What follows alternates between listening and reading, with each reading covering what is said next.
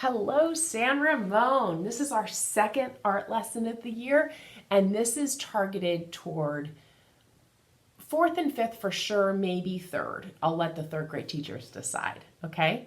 So yes, I'm back. It's Mrs. C, and you'll see this, you recognize this from last year, you guys? I thought you might. This was on the wall last year in the art room, and it's just a slightly different location today. And today's word that we're going to talk a lot about is imagination. But before I get to that, let me fill you in on a couple other things. So so each week you're going to get an art lesson from me. Your teacher will send it to you.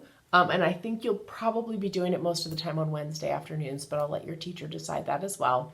Not this week, but next week, hopefully next Friday, September 11th, we will be sending some supplies home to your house for art. That will include some markers, paper, oil pastels, a glue stick, a black Sharpie, a kit of watercolor paints, and some paintbrushes, I think. There might be something more in there, but I think that's what it was. What you'll do is this. So however many kids you have in your family who go to San Ramon, they will share that kit. I will give you more paper. If you have like 2 siblings here, we'll give you a bunch of paper, just so you know. And hopefully the paper will last until about mid-November, end of November, something like that, and then we can send home more stuff. Our budget's a little bit limited for supplies, so try to be super careful with the tools we're sending home. And what I'll do is I'll put things in like little plastic bags for you, and then you can just keep them in that plastic bag so they don't get confused with your other art supplies at home, because I know how easily that can happen. But I thought if I give you I'm going to give you a really big plastic bag. I thought that might help to keep things all in the right spot. And you'll have to be sharing with your younger siblings, so you can show them how to clean up watercolor paint so that they stay nice, how to dip the paintbrush in it so that you don't squish it all around and ruin all the paint right away. So, and I'll show them those techniques too, but I just wanted to mention to you guys, you'll want to remind them, and in a nice way, of course. You'll use your nice big kid voice to say, this is how you take care of our supplies, okay? And don't yell at them, of course, because you're the big kid and you gotta show them how to be kind, right? That's part of your job. All right. I think that's all for the business stuff. Yeah. So sometimes our lessons are gonna have like an art history component. Sometimes there'll be an art technique component. Sometimes it's just for fun, because art's just fun to do sometimes. And it's a nice way to sort of like unzoom your brain for a little bit and just chill out. And that is really super important. So what you're going to do is, sorry, I heard some voices. So always watch the whole video first, see what it's all about, see what the materials you'll need, and then go back and start it over again. And then you can gather all the materials you need so you have everything, and then you can get going, okay? So today you'll be using crayons if you have them. You can use those. You could use colored pencils if you have those. You could use markers if you have those, or you can just use a pencil if that's all you have. You can get creative. I don't know what you guys have at your house right now, but we're going to make it work. Okay, so the word today this is a big one, remember? Imagination. That's that weird T-I-O-N that sounds like S-H-U-N. It's very odd. English is a very confusing language. Anyway, imagination. So when you hear that word, what does that make you think of? I'll give you a second to think about it. Yeah, so to use your imagination means to sort of pretend play, right? When you're pretending you're a server at a restaurant and you serve your family dinner, or you're being kind of goofy with that, or you could pretend you work at a store, or you could pretend you're a teacher. I used to do that when I was little. I would line up all my stuffed animals and I would teach my stuffed animals. They were very smart stuffed animals. All sorts of pretend games you guys can play. And what I'm learning, this is so cool, you guys, I'm learning that when you do that pretend play, that actual you can do it with people or without. It can just be by yourself. It doesn't matter. It helps what's called the prefrontal cortex in your brain. That's that front part of your brain. And it's the part of your brain that kind of talks to you and says, okay, take a deep breath, chill out when you're feeling a little bit angry or frustrated. It's the part of your brain that says, after school want to play with my friend, and then I want to go get ice cream, and then I'll go home and have dinner, and then I'll go to soccer practice. It's that part of your brain that can kind of plan stuff. And so it's an important part to grow, especially as you get older. You want to really know that part, because what happens if you can't plan? You get home and you have to do some big project and you're like, oh no, I forgot that I don't have a poster board for my big poster that I'm supposed to make, or I forgot that I was supposed to swing by home and pick up some stuff for lunch tomorrow, and now I don't have anything to eat for lunch tomorrow. We forgot to go buy milk, and now I have no milk for my cereal, right? So that part of your brain is kind of an important part of your brain to grow. We want that part to grow. So by playing with your imagination, it grows. And so we want to use your imagination whenever we can. Doing things like video games doesn't really grow it, unfortunately. So that's why we wanted to make sure we always do like pretend play, or like box art. You know how you've always done that at San Ramon? Guess why we do that? Because it grows your prefrontal cortex, and we really want that to grow. Okay, no more talking about brain stuff. Let's move on to other fun stuff. So you'll need a piece of paper. This is just regular printer paper. And I'm going to move the video to another little section so you can see it, and then I'll show you what we're going to do. Okay, see you in a minute. Hey friends, so the main reason this lesson is for older kids is because you kind of need to know how to do the cursive letters. And if you don't know how to do the cursive letters, don't panic. You can have your parents show you, and you can trace over it, okay? So you're going to take a piece of paper, and then you're going to fold it, okay? And what you're going to do is, you see how the fold is down here. I'm going to do my cursive name up here, and you'll see why I'm going to do it that way in a second, okay? So, and if you don't know how to do your cursive name, you can always Google how to write letters in cursive. And if that doesn't work, I bet your parents can help you. So I'm going to do an uppercase C. I can't even remember how to do an uppercase C in cursive. So again, you can kind of wing it too. There's my H for my Chasman. I haven't done this in years, you guys, so it's not going to be very pretty, but that's okay. You'll forgive me, right? S, S, M, A, N. Okay, so now I have my name. Now what I want to be able to do is I want to be able to see my name on the other side of the paper, so I need to make it dark. So I think what I'm going to choose to do is take a marker, and I'm going to go over my name in marker. If you don't have a marker, use like a crayon, something that you'll be able to hopefully see it through the paper, and you'll see why we need to do that in a second. A, S, S, M, A. Oh my gosh, I really have not written in cursive in about a million years. Okay. So now it's a little hard to see, but I can kind of see it. So it's almost like we're going to be doing this backwards. So that's the weird part. So I'm going to choose not to go with marker first. I'm going to go with just pencil first. And if I hold it up, it seems like I see it a little better. I have to be a little tricky. It's almost like you need the light. Yeah, that's really interesting. So I'm holding it like that so I can kind of see it. See, if you can't see it, you can always just do the best you can. But what you're trying to do is you're trying to see, I think I'm going to have to hold it up is what I'm going to have to do. Makes it a little hard to do.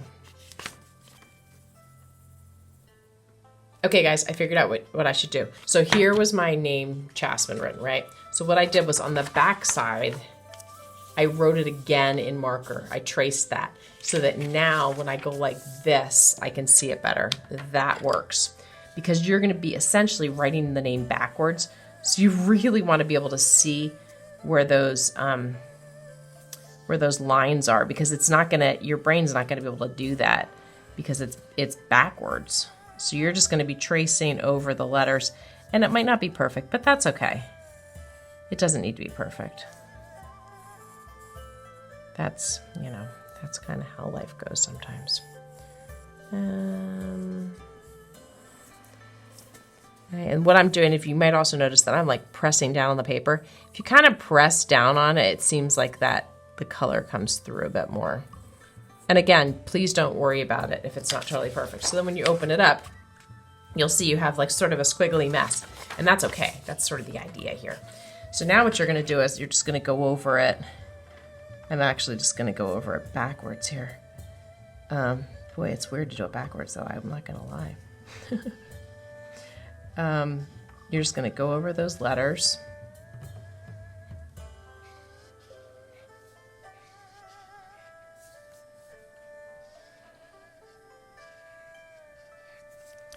And then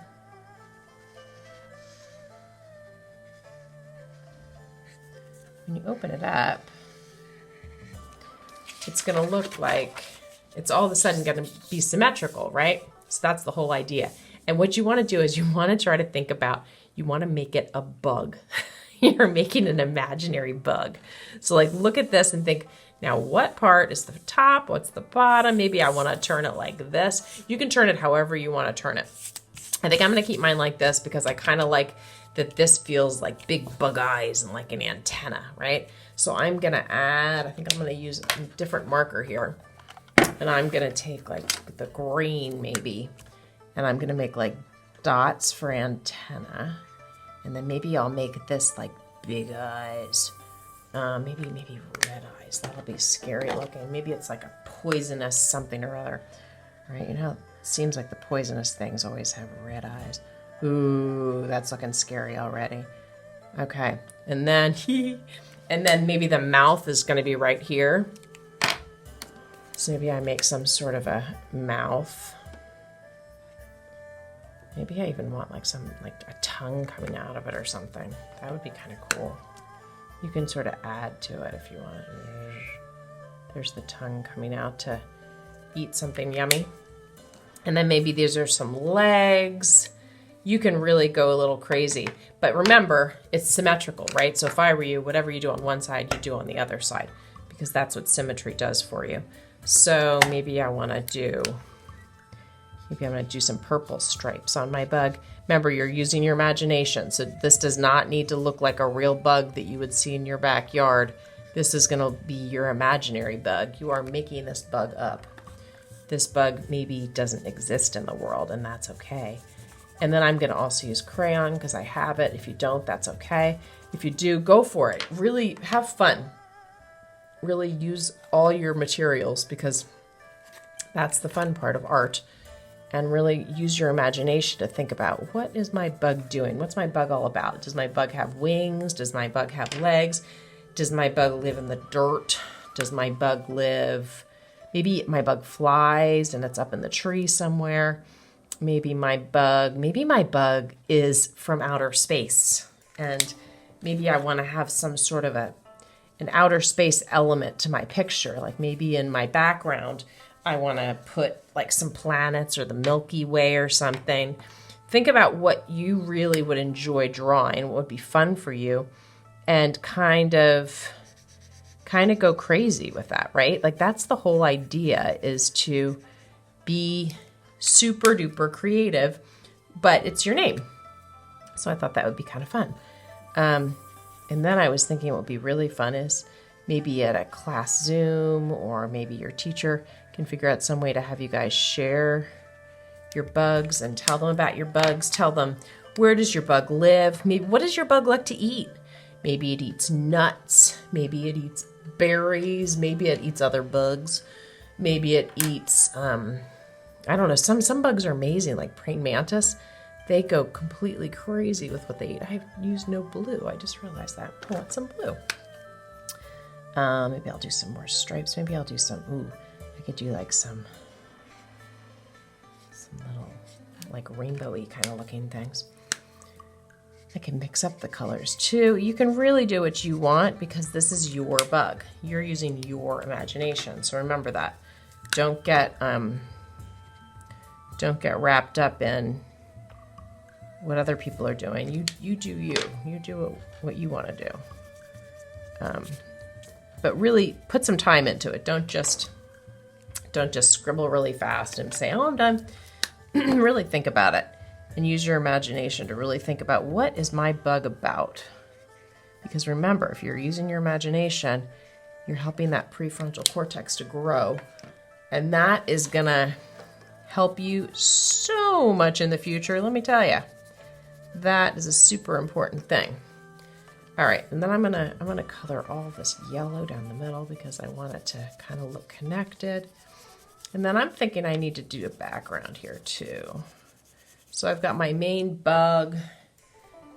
Maybe I want to put like what he eats. So maybe I'll put some, maybe my bug likes to eat leaves. There's something kind of scary about it being a total carnivore. So there's the leaf, there's a leaf, kind of. Maybe I'll make a tree. Didn't think about my tree. Let me see if I can find some brown. I don't have brown in there. So you gotta be flexible, right? I don't have a brown marker, so I've got a brown crayon I can use. I'll put a tree trunk. Boy, that's a big bug compared to this tree, huh? Maybe it's just closer to me. We'll go with that. Giant leaf too. All right. Maybe you like the idea of the outer space thing, so you could always go that route instead of the tree and the normal part. You could have like, Saturn in the background or something. I will let you guys decide what you want to do. I'm going to add some grass down here for mine. But really, be super creative. I really am looking forward to seeing what you guys can come up with. Yeah, there we go. And you can even add more if you want. Oops, you didn't get to see that at all. Sorry, I just added some grass at the bottom. And this is the leaf that it's going to chomp through in a little bit because my bug's really hungry. All right, so does that make sense? So have some fun. Turn your cursive name into a bug, and you can show your class, and that way everyone will get to know each other's name a little better. You get to practice your penmanship a little bit, and you get to exercise your imagination I'm going to turn it this way so you can see. Oh, actually, if I do it that way, then you can see my name. You get to exercise your imagination a little bit and really think about what your bug is all about. All right? I hope you guys have fun with it. I will see you next week. All right. Bye.